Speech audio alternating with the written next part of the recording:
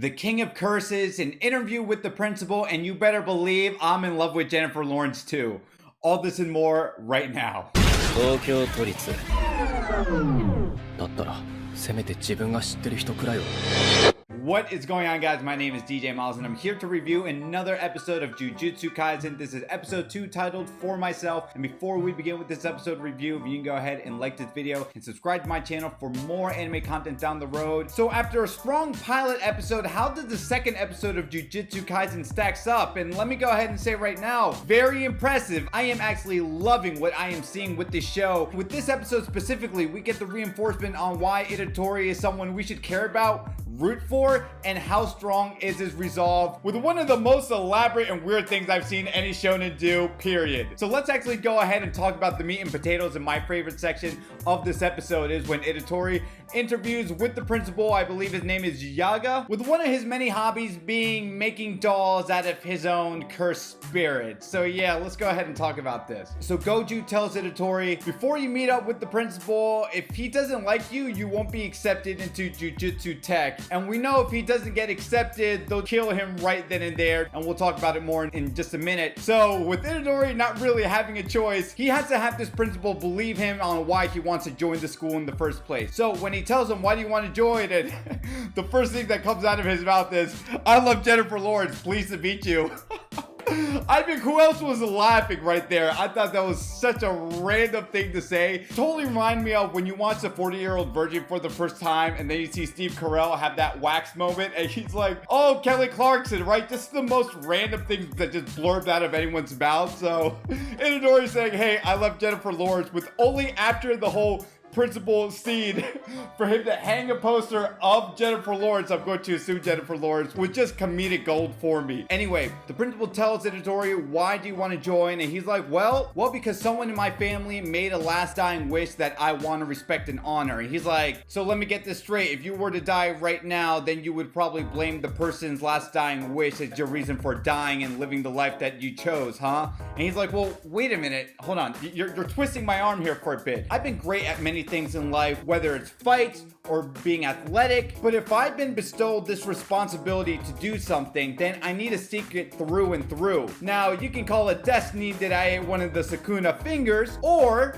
the way I'm interpreting it is, this is only something that I can do, and because this is only something that I can do, then I need to stick with it through and through, and I would rather live a life with no regrets instead of being depressed and upset because I chose to go live a much easier route in life. And I really like that because, again, despite this being a check mark of a selfless shonen protagonist that I like, and it did very admirably, it really leaves an imprint on me with how much he truly valued his grandfather's last dying wish. Now, although his explanation wasn't good for the principal at first, where he said, yeah, I was going to do this for the sake of my grandfather, he's come to realize, oh no, there's something much deeper rooted in that belief. It's not, I'm just going to do this because I want to surround myself with good friends before I die, as an external reason for why Itadori wants to do this. Internally, he realizes, no, I've been bestowed this responsibility, and if I have this ability that nobody else can, then it's meant for me to embark on whatever crazy journey is going to come at me, both big and small. So right there, the second episode of Jujutsu Kaisen is laying off the groundwork and foundation on why we should care about Itadori, and I definitely care about this guy, and I hope to see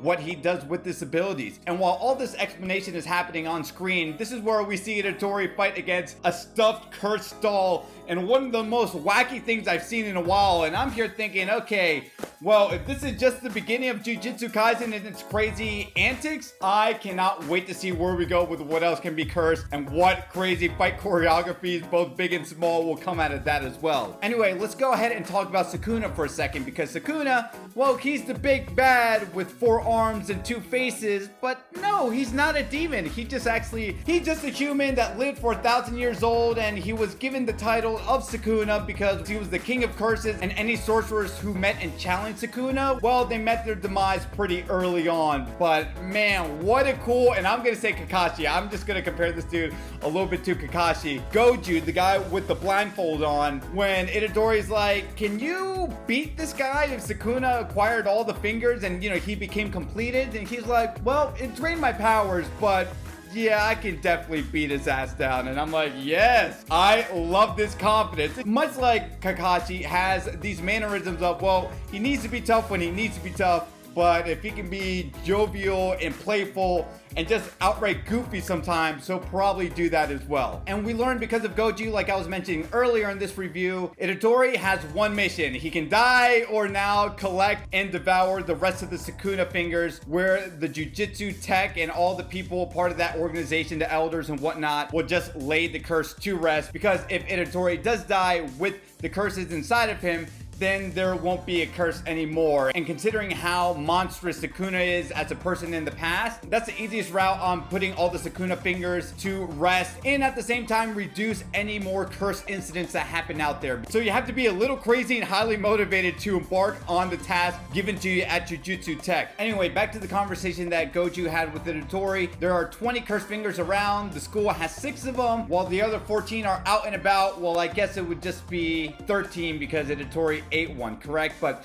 anyway, Goju gives Itadori a finger to eat. He devours one, and we see him become stronger, or maybe not necessarily stronger. Well, Sakuna might be becoming stronger because you're collecting all the pieces. But something interesting Goju noticed with Itadori is that he's not losing control of handling himself with Sakuna being inside of him. And for me, it's fascinating because we saw how monstrous of his strength was when it came to participating in that high school and track event that he did with his track school teacher. And although there's a reason on why I want to know where he got his monstrous strength, probably with his parents who we don't know too much about, this event truly shows just how much of a once-in-a-lifetime opportunity this is for all of Jujutsu Tech to not get rid of him easily, because no one has ever been a vessel and locator for the Sakuna Cursed Fingers to begin with. Now stick with me here. I also got some sprinkled events of what old school Bleach was with Soul Society and Rukia, where they determined they had to put Rukia to rest because of the violation that she did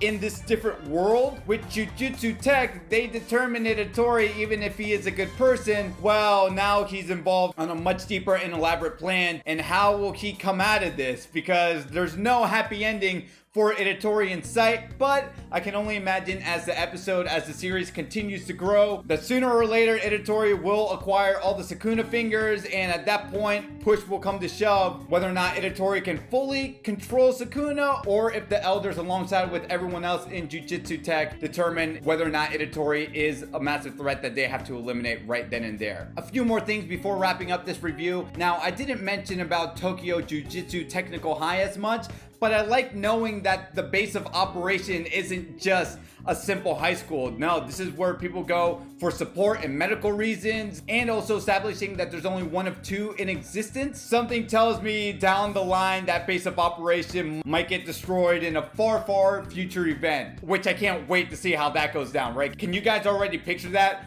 All these cursed monsters meeting in this base of operations that Hole's job is to extinguish these curses to begin with.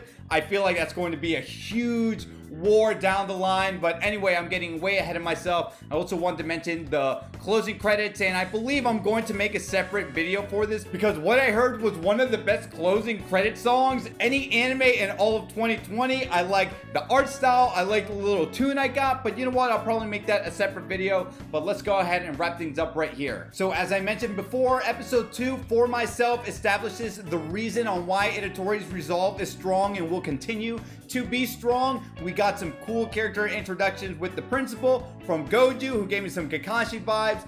And now that Itadori is transferred onto this new school, what dynamic is he going to have with the students in that high school? Because the last thing that we saw the episode conclude on was one of the female leads who will be a part of this entourage cast. So guys, what did you think about Jujutsu Kaisen? Did you like it? Did you hate it? Let me know in the comments down below. If I brought you some value, if I brought you some entertainment, don't forget to hit the subscribe button, hit that like button as well. My name is DJ Milez, and as I always say, to be continued, take care.